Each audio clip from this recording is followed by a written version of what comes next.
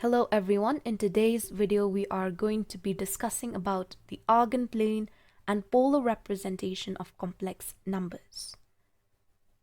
So, an Argan plane has another name and that is the complex plane. So sometimes we call the Argan plane the complex plane. This plane is very similar to the XY plane, which you are very much familiar with since your lower classes. This Argan plane or complex plane has two axes that are perpendicular to each other. The horizontal axis, which is known as the real axis, that's the name of it, and the vertical axis, which is known as the imaginary axis. If we were talking about the XY plane, we would have the x-axis and y-axis, right? But here, when we talk about the Argan plane, we have the real axis and the imaginary axis. Fine? Okay. Now, when we have a plane, we can consider a point on this plane. Let's say we have a point P. And let's say the coordinates of this point is A, B. Fine? Now A, the first element of this pair, would mean a point here on the real axis. This point over here is the value A. And the second coordinate, okay, this one is the imaginary coordinate, which is over here. This is the point B. So I've drawn these dotted lines to make it easier for you to understand.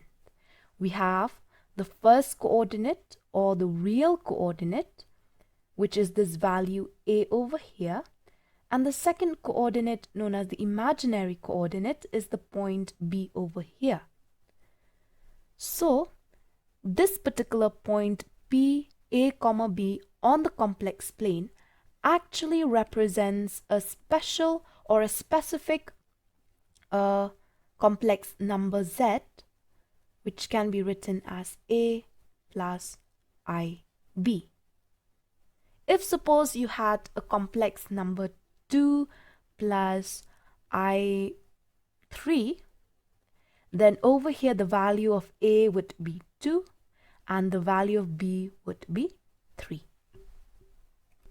Okay, the most important point for you to remember so far, okay, is that any point P on a complex plane will always represent a complex number. Fine? A point on the complex plane always represents a complex number. Now the complex plane also has an origin, and the coordinate of this origin is 0, 0. This point 0, 0 actually represents the complex number 0 plus I times 0. Okay?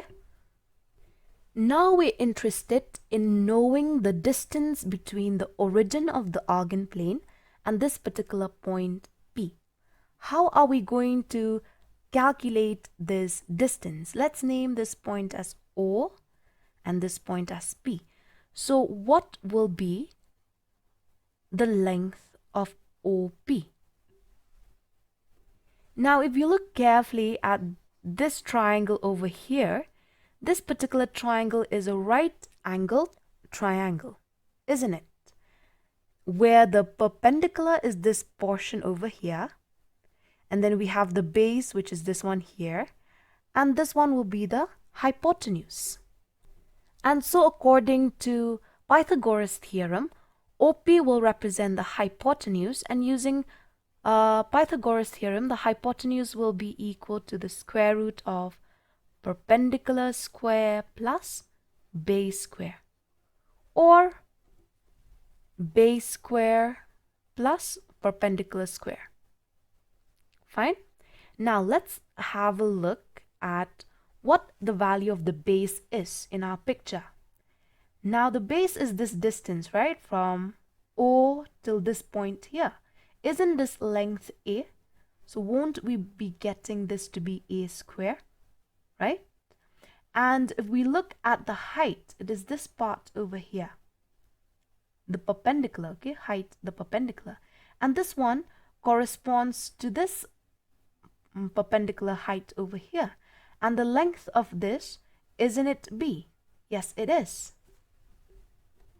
And don't forget the square root, of course.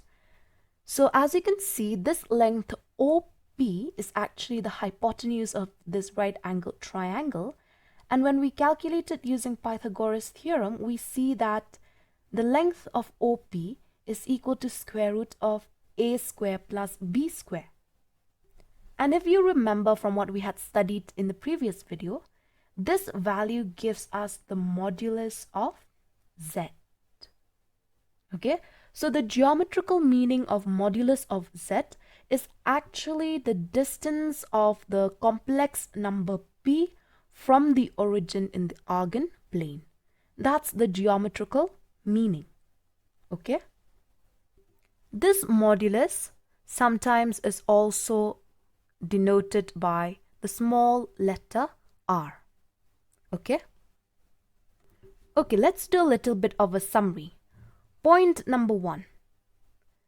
We know that a complex number can be written as A plus I times B. This is known as the Cartesian representation.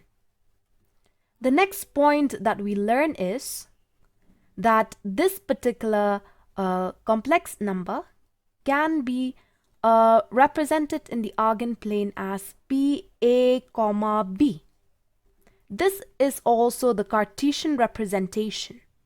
Point number 3 that we studied is that the modulus of a complex number, which is given as square root over A square plus B square, is actually the distance of the point P from the origin O. So those are the things that we have studied so far. So we're done with understanding the Cartesian representation. Let's move on to the polar representation. When we talk about polar representation, the complex number Z is not written as A plus IB, it is written as R times cos theta plus I times sine theta. This is the polar representation of a complex number. The Cartesian representation is A plus IB, whereas the polar representation is R times cos theta plus I sine theta. So you've understood what A is, what B is, etc. Let us try to understand what R means and what theta means. So R, as you can see over here, R represents the modulus of that complex number. So R would mean the distance of the complex number Z from the origin. Okay? And theta, let's go back to the other slide. Theta will represent this one here. The angle, okay, made by this line OP with x-axis. So theta means the angle that OP makes with the positive direction of the real axis. Hold on over here. Let me just write this as the point P, since we're discussing about the point P, isn't it? And here I'll write where. Okay, fine. Let's do a little bit of a recap. The polar representation of a complex number is given as Z equal to R times cos theta plus I sine theta. R means the distance of the point P, which represents this complex number Z from the origin, and theta is the angle that OP makes with the positive direction of the real axis. So we know how to calculate R, right? From this, we know that r is equal to modulus of z. Now, how are we going to calculate theta? Now, if you look carefully at this diagram, and if I ask you to calculate tan theta, we all know that tan theta is equal to perpendicular by base. And over here, the perpendicular is this height. And this height corresponds to the value b.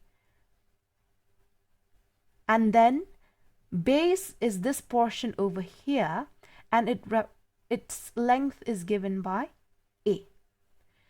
So from here, we will be able to calculate the value of theta, and theta is equal to tan inverse b by a.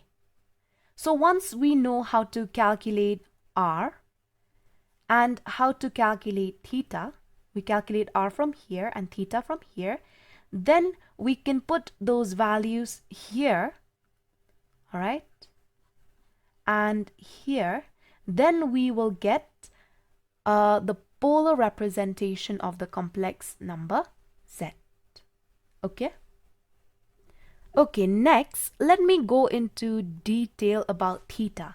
You see, theta is the angle that OP makes with the positive direction of the real axis. Now, what does this mean in different situations? Now, suppose our point P is over here, and the distance that the point P makes with the origin O is this length OP. Now, if we want to calculate theta, according to this definition here, we have to measure theta with the positive direction of real axis. That means we cannot measure this way, because this side, this is the negative direction. We all know that, right? Even when you study about xy plane, you know that this side is the negative values of x, and this side gives you the positive values of x. So we cannot measure theta like that. So what it means is we have to calculate theta in this way. This will give us the value of theta. But when we want to calculate theta in this way, we cannot use this formula, tan theta equal to b by a. The reason being that the height or the perpendicular is this part and the base is this part. So it would actually mean this angle, isn't it? So how are we going to calculate theta then? First of all, we will calculate an angle alpha. This angle alpha, or rather tan alpha, is going to be equal to b by a. So that means alpha is equal to tan inverse b by a. But we don't want alpha. We want to calculate theta, because theta is the angle that the complex number p makes with the positive direction of real axis. So how are we going to calculate theta then?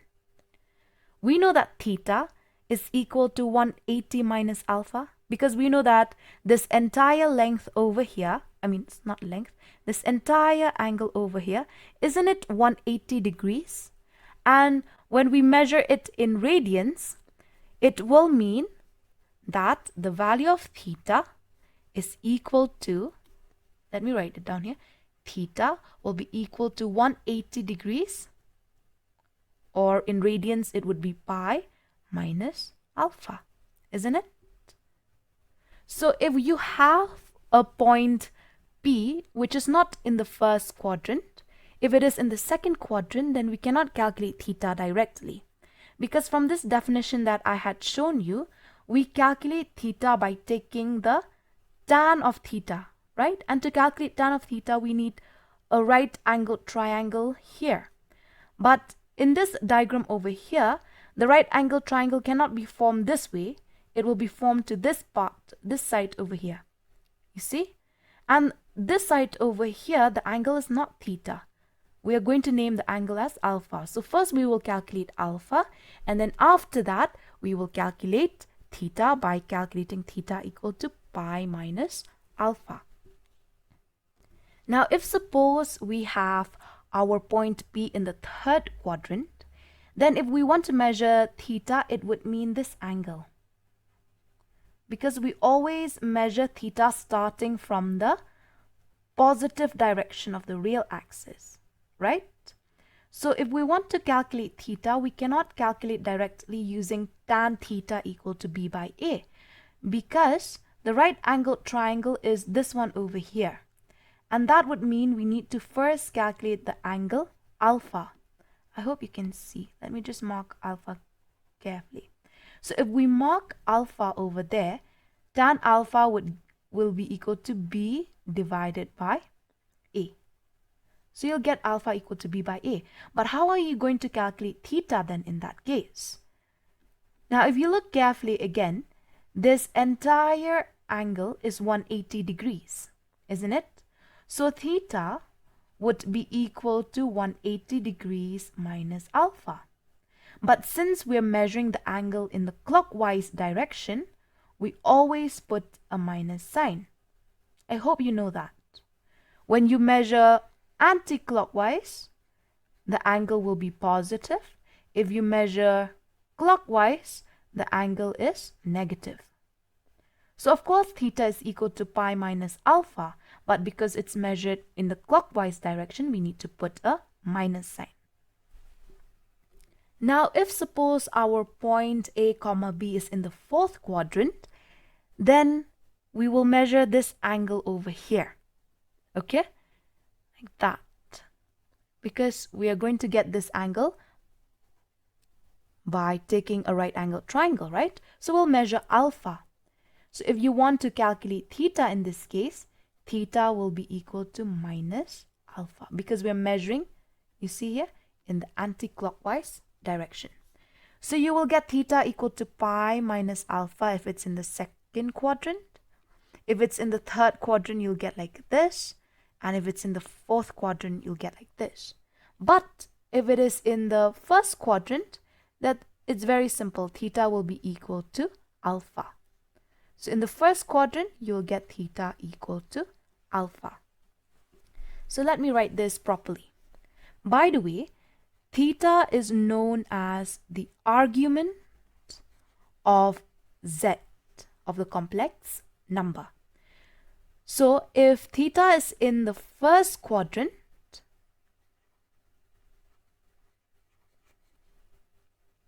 then it is directly equal to alpha. Now let me go back to this slide.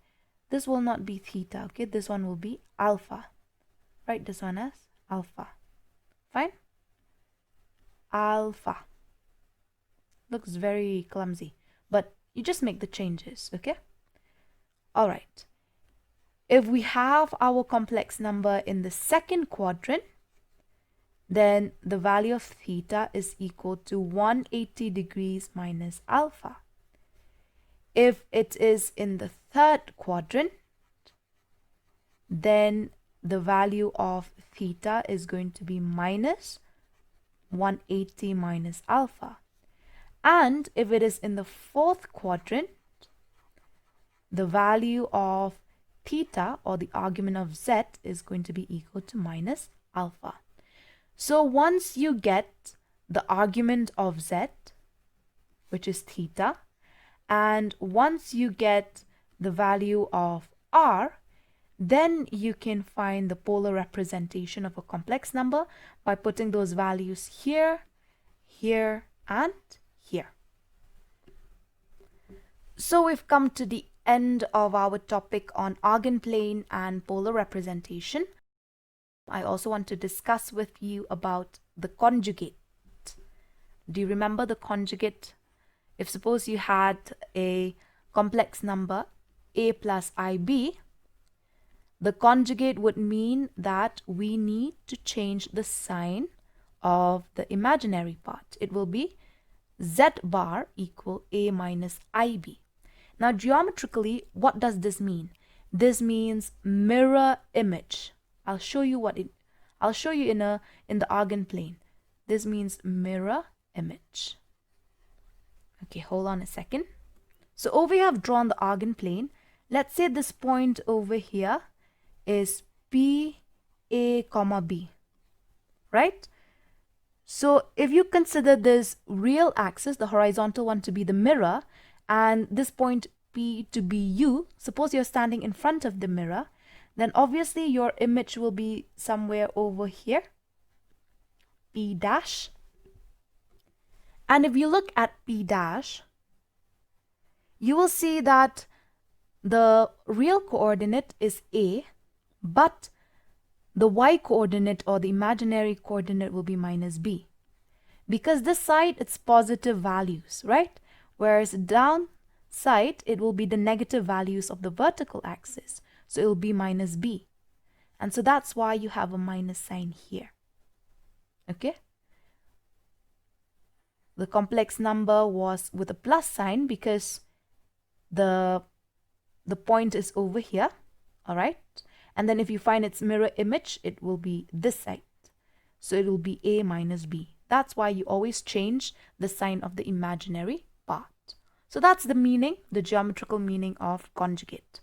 So now you know the geometrical meaning of conjugate and the geometrical meaning of modulus, and how to represent a complex number in an Argan plane. Anyway, I think I will stop here for today. There's so much theory, all right?